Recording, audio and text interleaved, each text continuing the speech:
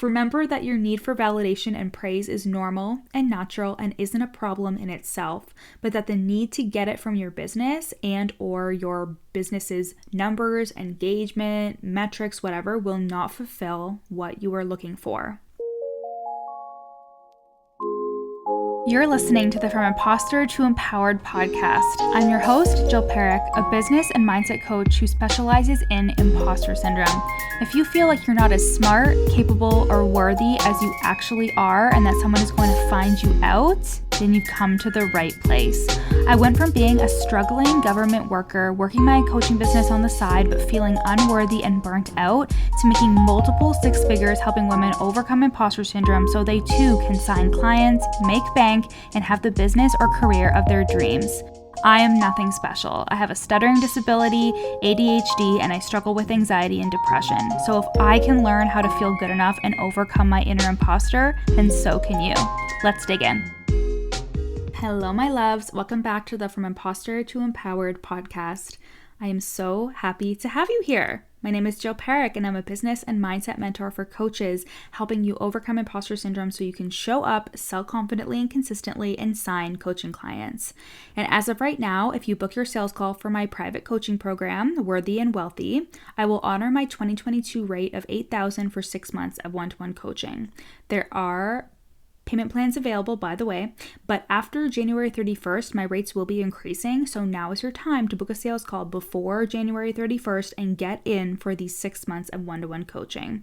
You will get weekly coaching calls with me, a whole new curriculum to help you sign coaching clients, access to me in Voxer, and monthly workshops and group calls with my other private coaching clients. Now is the best time to jump in so you can start achieving your 2023 goals for your business and stop letting imposter syndrome, your fear of rejection, or your fear of failure get in the way. So head to the link in my show notes and book your sales call now before spots are taken at this old rate. And today's episode was inspired by a client who messaged me on Voxer a couple of weeks ago. She messaged me and said, "Jill, someone just booked a call with me." I looked at her Instagram and I didn't even realize she was following me or reading any of my stuff. I'm so excited. She seems like a perfect fit from her application. And this has happened to me so many times and happened to my clients so many times. We've gotten applications or DMs, and these were from people who were not on our radars whatsoever, but they were just ready to go and ready to work with us. And it got me thinking, how often are we attached to the people who we can only see, basing our entire worth and our business's existence on only those people that we can see? I hear this so often from my clients when we start working together. They genuinely think that no one is watching their stories, their posts are getting shit engagement, their podcasts aren't getting many downloads, etc. And they decide that their thoughts about these things are the truth. And like worse off, they make it mean so many things about themselves, about their worth, about their business, if they think not a lot of people are watching, in quotations. When in reality, it is impossible to keep tabs on every single person who is thinking about working with you because you truly don't know what's going on inside somebody else's head. The customer journey for someone may be entirely invisible to you, and you may only know someone has been wanting to work with you when they finally apply, and that's like the last stop on the train.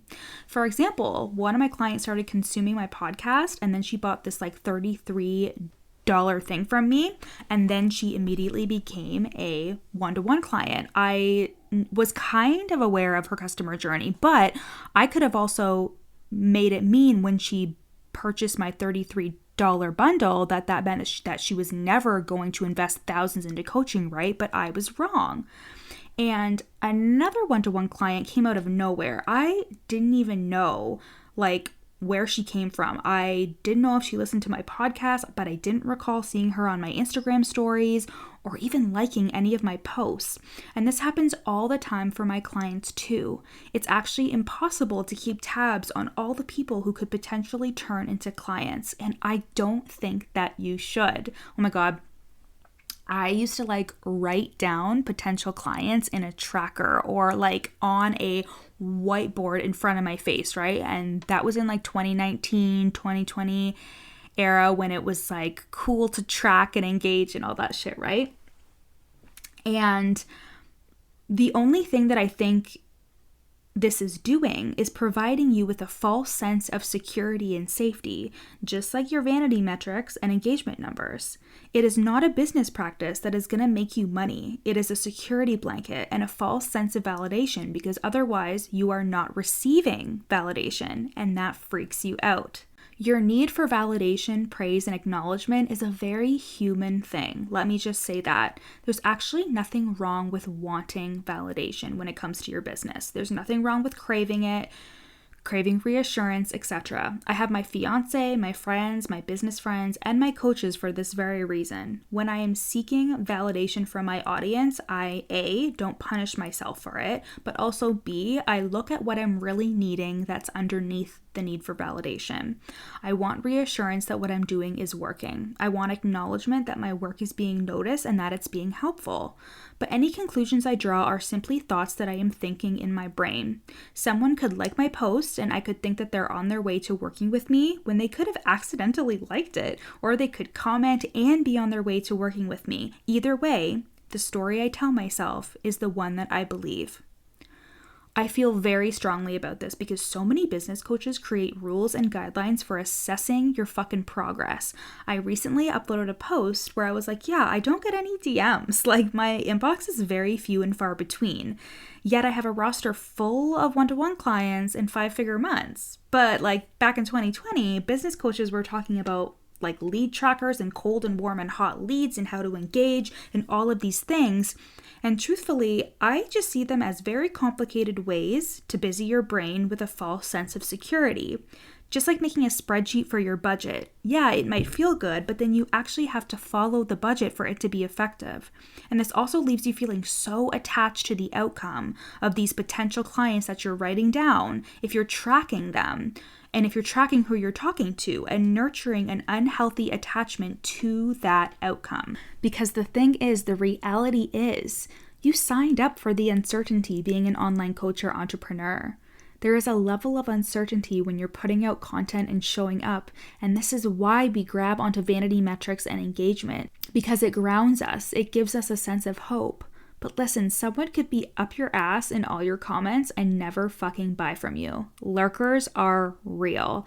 My best clients have all been silent lurkers who were like, hey, I've been listening to your podcast and I'm ready to buy. And I'm like, okay, I've never seen you in my life.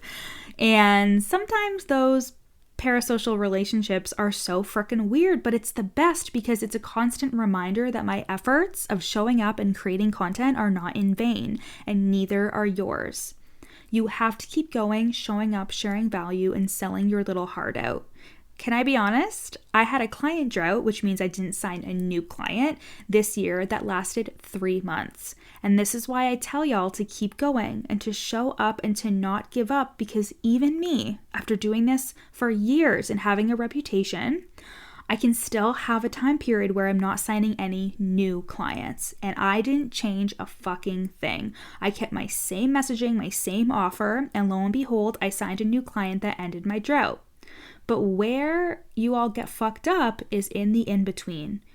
In the in-between, when things don't seem like they're happening and you're not receiving that instant gratification, that instant validation, you make it mean that something's wrong. You make it mean that you're not meant for this. You make it mean that you can't rely on your business for income and you'll never be able to. You make it the source of all of your problems. And that's why we have coaches, right? My one-to-one clients never quit because they are aware that this is a long game and that they are not special. We are all subject to client droughts and people not buying, but it doesn't have to mean a fucking thing.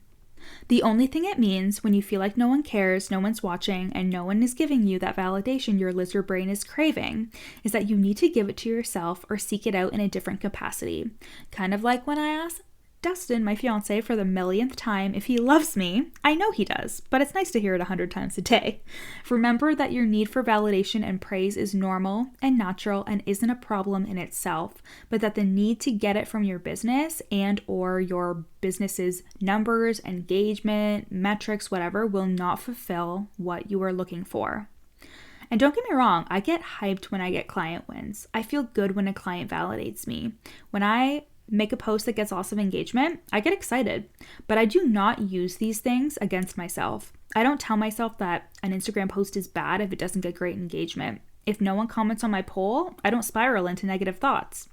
A big part of my work with my clients is for them to be able to keep showing up, keep selling, keep thinking they are amazing, even without the praise, the validation, or the reassurance that they are unconsciously seeking from their audience. And you know what? You may also unconsciously seek this from family members, your partner, etc. Like when I started my business, I would tell my dad about it, hoping for his validation. I wanted him to exactly say what I wanted to hear, but we can't control other people. And what I was really looking for was reassurance that I was okay, that I was doing a good job, etc. I wanted his approval. I wanted him to say that I was a good business owner, etc., that I was on the right track. That is what I was seeking. And that's what you are seeking too. You want your ideas, your moves, and who you are to be accepted and validated. And that has to come from within. Of course, from a strategic perspective, your coach will help you identify when things need improvement, where you can tweak, etc. But the compulsion of checking your Instagram story views or seeing how many likes you got on a post when we know the Instagram algorithm has been shit lately, that is just a fake sense of security you're seeking, and there's nothing wrong with that. Just make sure that you aren't making it mean anything. Because if you make everything you can see with your naked eye mean something, you miss out on all the potential and possibilities instead of trusting yourself and trusting the process. You miss out on the silent lurkers. You miss out on the people who are building a relationship with you and will hire you in 6 months or 1 year. Your content, the work you put out, is not instantly transactional. It is a savings account that you are building upon with compound interest. The more you show up and do your thing and be valuable and help others and continue to be seen as reliable, trustworthy, the more you will benefit. And when you don't shame your need for validation or reassurance and instead seek it out in healthy and conducive ways, you will create far less self-sabotaging stories and therefore make showing up and sharing your content so much easier. All right? I love y'all, and I hope that you loved this episode. Remember, if you book a sales call for my one-to-one coaching program, Worthy and Wealthy, in January, I will honor my 2022 pricing. $8,000 pay in full, or there are payment plans. 6 months of one-to-one coaching with me, a whole new curriculum, access to me in Voxer, weekly coaching calls, and monthly workshops and calls with my other one-to-one clients. The link is in my show notes to book your sales call before spots are gone and before the price increases. I love y'all. See you next week. Thanks for listening to the From Imposter to Empowered podcast. Head to the show notes to find out how you can take this work deeper with me in one-to-one coaching or in the From Imposter to Empowered group program. In the show notes, you'll also find a free 3-day challenge to start the process of overcoming your inner imposter. And once you're done with all of that, screenshot this episode and share it on Instagram, tagging me at your coach Jill so we can connect. See you next time.